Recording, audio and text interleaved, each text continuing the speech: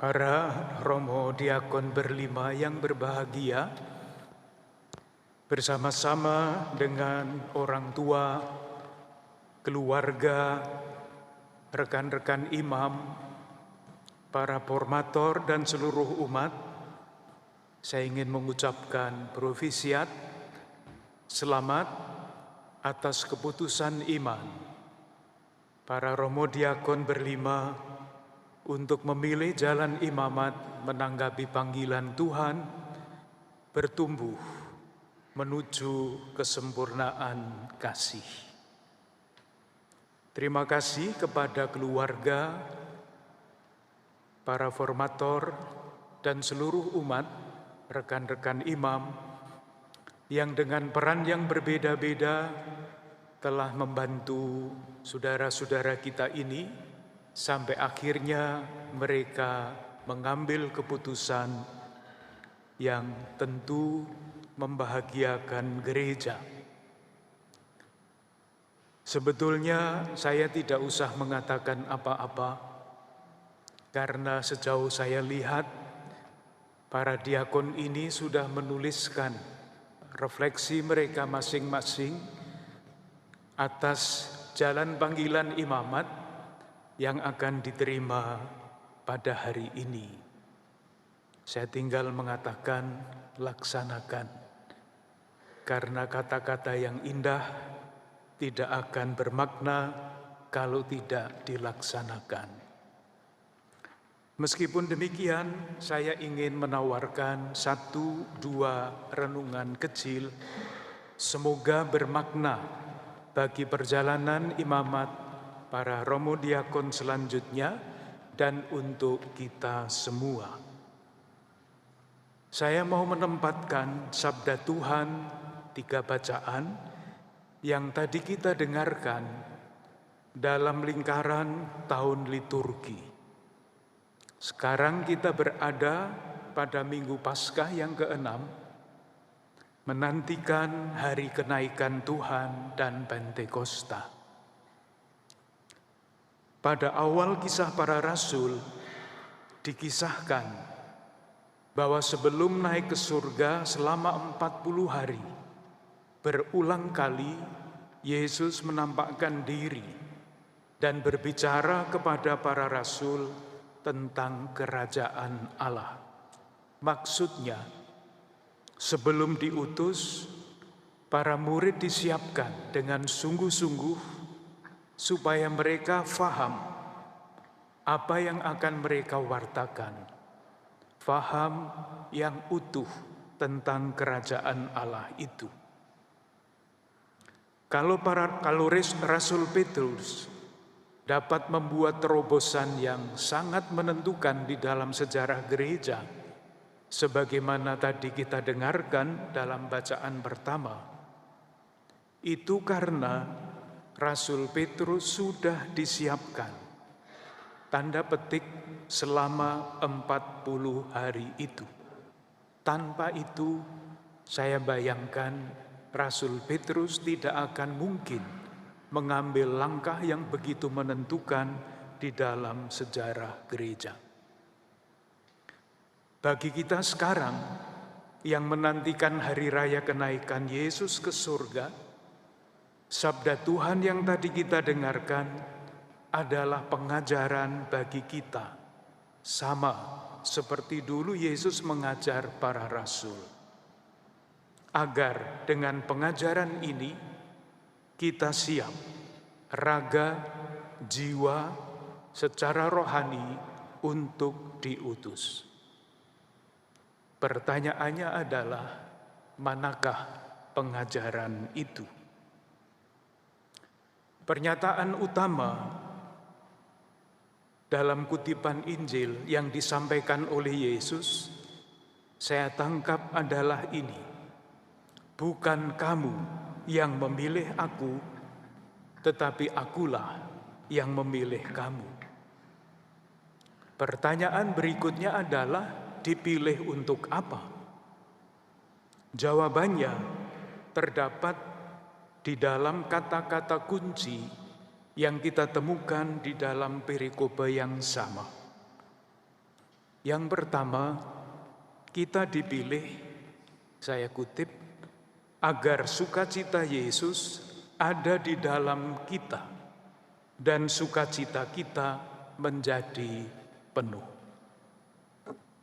Kita bersukacita karena dengan mengikuti Yesus, hidup kita bermakna. Sukacita keselamatan inilah yang mesti kita wartakan. Seorang pewarta yang wajahnya selalu muram menjadi saksi yang berlawanan dengan kabar sukacita yang harus ia wartakan. Tantangan tidak akan pernah tidak ada. Kita bisa meneladani para rasul yang, saya kutip sekali lagi, meninggalkan sidang mahkamah agama dengan gembira karena mereka telah dianggap layak menderita penghinaan oleh karena nama Yesus. Bagi para rasul, menderita demi nama Yesus adalah suatu kehormatan sangat istimewa. Yang kedua, selanjutnya kita dipilih untuk saling mengasihi. Enak didengar, tetapi tidak mudah diwujudkan. Kita hanya dapat bertumbuh dalam saling mengasihi kalau kita menanggapi undangan Yesus untuk, saya kutip, tinggal di dalam kasih-Nya. Tanpa membiarkan kasih Kristus tinggal di dalam diri kita, kita akan lebih siap untuk bertanding, untuk bersaing, daripada saling mengasihi. Dan akhirnya yang ketiga, kita dipilih untuk menjadi sahabat Yesus, bukan lagi hanya hamba. Kita semua tahu di dalam kitab suci, hamba sudah merupakan peran kehormatan. Musa adalah hamba, Daud adalah hamba, Paulus adalah hamba. Kalau hamba adalah suatu martabat yang mulia di dalam pandangan Tuhan, apalagi menjadi sahabat Yesus. Disebut sahabat Yesus adalah martabat yang luhur.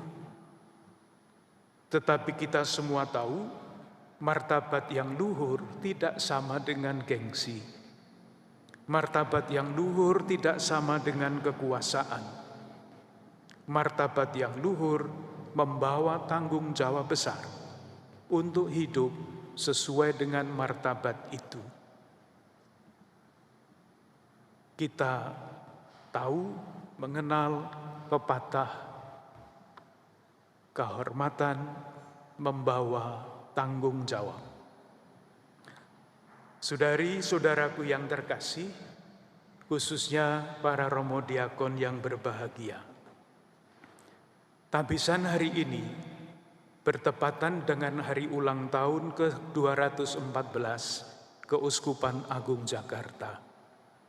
Dan romo diakon Tino juga berulang tahun, pasti bukan yang ke-200. Sebagai warga Keuskupan Agung Jakarta, kita semua diingatkan untuk terus berusaha ikut memikul tanggung jawab sejarah. Kita bisa meneladani para rasul yang kisahnya diceritakan di dalam Kisah Para Rasul. Dulu para rasul menerima pengajaran sebelum ditinggalkan oleh Yesus naik ke surga. Atas dasar pengajaran itu, mereka menjadi saksi sampai ke ujung bumi. Sekarang, kita pun sedang menantikan hari raya kenaikan Yesus ke surga. Dan pada hari ini, kita juga menerima pengajaran dari Yesus untuk menjadi pewarta yang tidak pernah kehilangan sukacita, yang terus bertumbuh di dalam semangat saling mengasihi dan rasa syukur atas martabat luhur yang membawa tanggung jawab besar.